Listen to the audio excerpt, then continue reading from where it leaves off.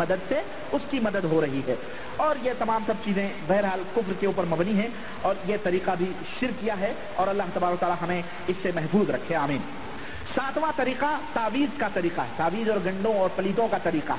वो कैसा होता है, अब इसकी भी तफसील है। जादूगर किसी बच्चे को, नाबालिग बच्चे को तलब करता है। जो नाबालिग बच्चा बेवजू हो, फिर उसके बाएं हाथ की हथेली पर एक चौकोर लाइन बनाता है, एक चौकोर यूं लाइन मुरब्बा की शक्ल में बनाता है और उस मुरब्बा के शक्ल के इर्द गिर्द जादूगर के शिरकिया कलिमात लिखता है, या बद्दू या फद्दू या खद्दू या नद्दू, पता नहीं क्या क्या होते हैं शिरकिया कलिमात, खरीद किस्म के लोग इस तरह से लिखते हैं।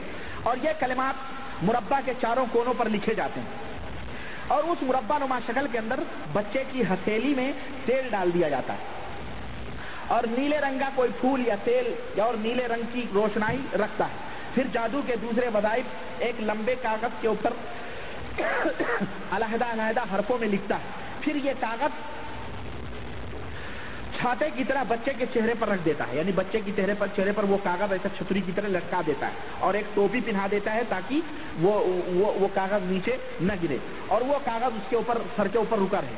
फिर किसी भारी भरकम मोटा कंबल उम्बल कपड़ा होता है जो उसके ऊपर उड़ा दिया जाता है, लपेट दिया जाता है। अब इस हाल पे बच्चा सिर्फ अपने हथेली ही को देख सकता है, आंख बंद होती है तो अपनी हथेली जो काले रंग पे नीली रंग में रोशनाई में है चौकोर, उसी को देख सकता है। फिर जब थोड़ी देर के बाद में ये जादू मंत्र अपना शुरू करता है तो उस बच्चे को अपनी हथेली के ऊपर कोई चीज हरकत करती हुई कोई नजर आती है, कोई साया नजर आता है।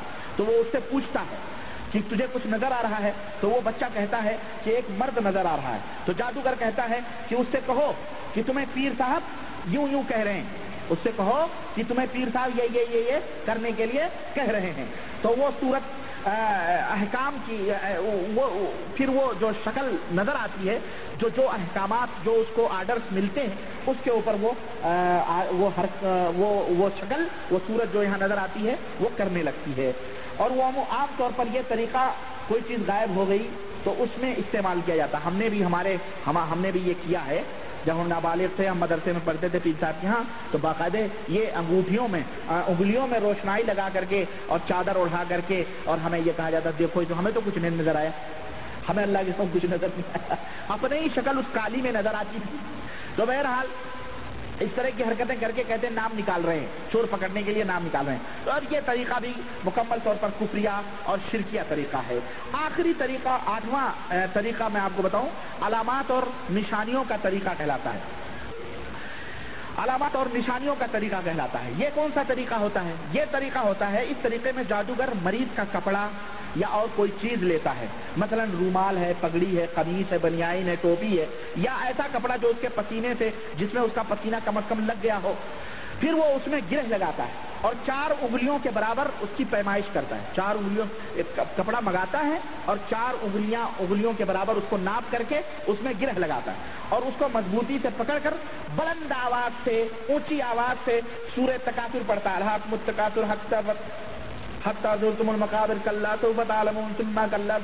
बड़ी जोर से ये पूरी सूरत वो पढ़ता है। या कोई छोटी सी सूरत मतलब कुल वल्लाह या इन्ना तोइना या इज़ा जा नसरुल्लाह पढ़कर फिर नहायत ही आहिस्ता चुपकी आवाज से वो शिरकिया कलिमात पढ़ता है।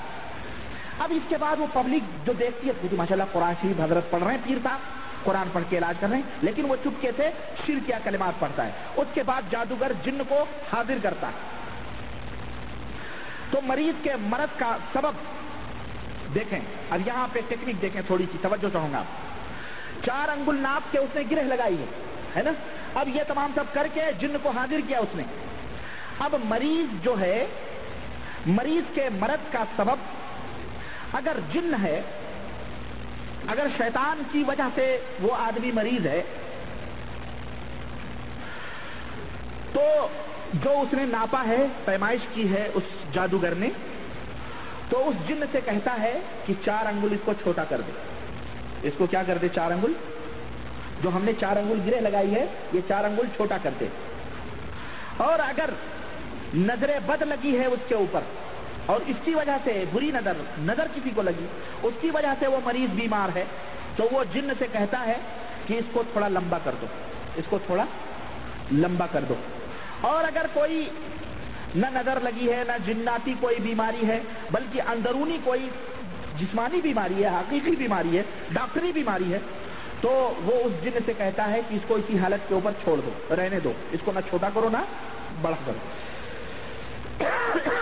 फिर दोबारा, अब वो बात हो गई उसकी और जिन्न की, और कोई नहीं देख रहा है, जाहिर है। फिर वो जादूगर दोबारा उस कपड़े को नापता है उस जिस्म पर। बाद लोग होते हैं भाई, कहते काला धागा लाओ, पीला धागा लाओ, ऐसा भी होता, धागे नापते हैं ना, सर से पैर तक हाफिज जी लोग नापते हैं, कितने, सर से अंगूठे से लेके पैर तक नापते हैं और गिरह लगाते हैं। वो शैतान को वही कहते हैं कि अगर इसके ऊपर तो जिन्न है तो इस धागे को छोटा कर दे, और अगर इसको नजर लगी है तो इस धागे को थोड़ा बड़ा कर दे, और अगर इसको कुछ नहीं है तो इसको छोड़ दे इस हालत में। तो फिर उसको नापता है। अब अगर नजर वगैरह लगी है तो जाहिर है वो धागा लंबा शैतान ने कर दिया है, तो वो देख लेगा, कहेगा इसके ऊपर नजर लगी है। और अगर छोटा कर दिया तो कहेगा इसके ऊपर जिन्न है। बाद लोग ऐसे भी होते कहते हैं इसके ऊपर जिन्न है, देखो हमने नापा है, ये जिन्न है। और अगर कुछ नहीं है, ऐसी हालत में है सादा, तो वो ये कहता है कि इसको कोई अंदरूनी बीमारी है, डॉक्टर के पास ले जाओ, इसको इलाज करवाओ वहां पे। तो अब लोग, पब्लिक ये समझती है कि तो बड़े पहुंचेले बाबा है भाई, अरे सिर्फ नाप करके धागा ये बतलाते हैं कि इसके ऊपर जिन्न है, या इसके ऊपर नजरे बद लगी है, या इसको कोई अंदरूनी बीमारी है, बस तो वहीं शुरू हो जाते हैं गुमराहियत। तो इस तरह का ये निशानी अलामाती तरीका है ये। तो ये 8 तरीके हैं। इसमें कौन सी चीजें कुफ्र और हराम की हैं मैं आपको बताऊं। नंबर 1, बुलंद आवाज से कुरान पढ़कर मरीज को धोखा इसमें देना है, और वो मरीज ये ख्याल करे कि जादूगर तो कुरान पढ़ रहा है, कुरान से इलाज कर रहा है, तो ये एक किस्म से ये धोखा देना है। हालांकि वो जादूगर आहिस्ता आहिस्ता तिलिस्म पढ़ता है, जादू पढ़ता है। नंबर 2, इसमें जिन्नों से मदद मांगी जाती है, उस जिन्न को हाजिर करने के लिए उसको आवाज दी जाती है, पुकारा जाता है, और अल्लाह के सिवा किसी को पुकारना ये सरासर क्या है, शिर्क है, शिर्क अजीम है, बल्कि बहुत बड़ा ये शिर्क है। और नंबर 3, जिन्नों में आमतौर पर झूठ होता है, जिन्न आमतौर पर झूठ बोलते हैं, कभी कभी वो सच बोल देते हैं लेकिन आमतौर पर झूठ बोल देते हैं। शैतान कहाँ सच बोलेगा, वो झूठ बोलेगा। कभी उसको कोई बीमारी ना हो और वो कहते इसको बीमारी है, फलाने ने जादू डाला है, तो खामखा के झगड़े हो जाते हैं, इस ताल्लुक से कि नहीं होते। तो इस तरह से ये इसके अंदर जो है क्या कहते हैं, एक किस्म का धोखा है, एक किस्म का फरेब है। तो मेरे अजीज, मेरे दोस्त, इसके अलावा भी जादूगरों के और भी तरीके जिन्न के हाजिर करने के हैं। मैंने ये 8 तरीके आपके सामने बयान किए हैं। अल्लाह ताला से हमारी ये दुआ है कि अल्लाह ताला हमें इसके करने की तौफीक ना अता फरमाए, और ना हमें किसी से करवाने की तौफीक अता फरमाए, और ना हमें इन तमाम सब झमेलों में जो है अल्लाह तबारक ताला डाले। अल्लाह हमें इससे महफूज रखे। आखिर में चलते चलते मैं 5 मिनट में जादूगर की पहचान बताकर अपनी बात को मैं खत्म करना चाहता हूँ, और मजीद तफसीलात इंशाअल्लाह तबारक ताला मैं आगे रखूंगा। जादूगर को आप कैसे पहचानेंगे कि ये जादूगर है, उसकी क्या पहचान। नंबर 1,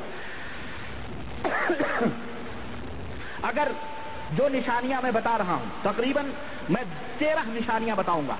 इन 13 निशानियों में से कोई भी एक निशानी अगर किसी के अंदर भी पाई गई, चाहे वो अपने आप को डॉक्टर कहे, चाहे अपने आप को बहुत बड़ा पीर कहे, बड़े बड़ा मुत्तकी कहे, मस्जिद का नमाजी कहे, वली अल्लाह का दावा करे, इन 13 में से अगर एक भी पाई गई तो ये समझ लो ये जादूगर है।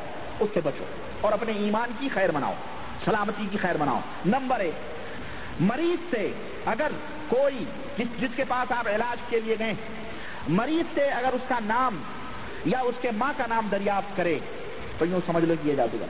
अब आप ये ना सोचें कि डॉक्टर साहब के पास गए, डॉक्टर साहब ने पर्ची निकाली और कहा प्लीज जरा व्हाट इज योर नेम, आप नाम बताएं जरा प्लीज, और आप पर्ची लिखने के लिए दवा देने के लिए उसने बेचारे नाम लिखा, आप भागा है, नहीं तू मेरा नाम पूछ रहा है, रब्बानी साहब ने कहा नाम पूछे तो जादूगर है। ऐसी बात नहीं है भाई, आपका नाम, आपकी माँ का नाम, खास तौर से ये 2 चीजें पूछते हैं जादूगर, या लड़की का नाम, लड़की का माँ का नाम पूछते हैं, ये ज्यादा होता है।